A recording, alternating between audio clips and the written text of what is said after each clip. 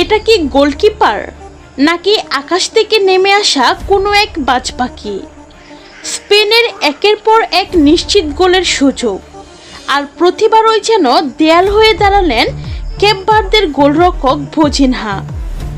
বিশ্বকাপের মঞ্চে যখন স্পেনের মতো তারকাখচিত দল মাঠে নামে, তখন অনেকেই ধরে নেয় গোলের বন্যা বইবে, কিন্তু আজকের গল্পটা ছিল সম্পূর্ণ ভিন্ন।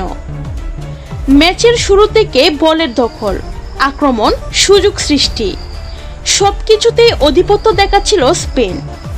একের পর এক আক্রমণে কেপ ভার্দের রক্ষণভাগকে ব্যস্ত করে তুলেছিল তারা, কিন্তু একটি জায়গায় গিয়ে বারবার থেমে যাচ্ছিল স্পেনের সব পরিকল্পনা, আর সেই নামটি হলো ভোজিনহা।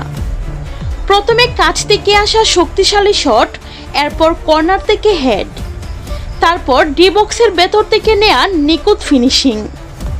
কিন্তু প্রতিবারই অবিশ্বাস্য রিফ্লেক্সে বল ফিরিয়ে দেন কেপ ভার্দের এই গোলকিপার। দর্শকরা অবাক, ধারাভাষ্যকাররা বিস্মিত, আর স্পেনের খেলোয়াড়রা যেন বিশ্বাস করতেই পারছিল না যে কিভাবে এই মানুষটিকে পরাস্ত করা যায়।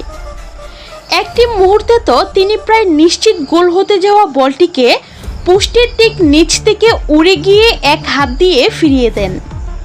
সেই সেভ দেখার পর সামাজিক যোগাযোগ মাধ্যমে অনেকেই বলতে শুরু করেছেন, এটা গোলকিপার নয়, এটা তো বাজ পাখি।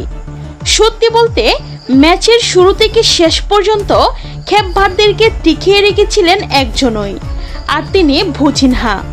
স্পেনের তারকাদের সামনে হয়ে উঠেছিলেন এক অদম্য প্রাচীর। যতবার স্পেন আক্রমণে উঠেছে, ততবারই যেন আরও আত্মবিশ্বাসী হয়ে উঠেছেন এই গোলরক্ষক।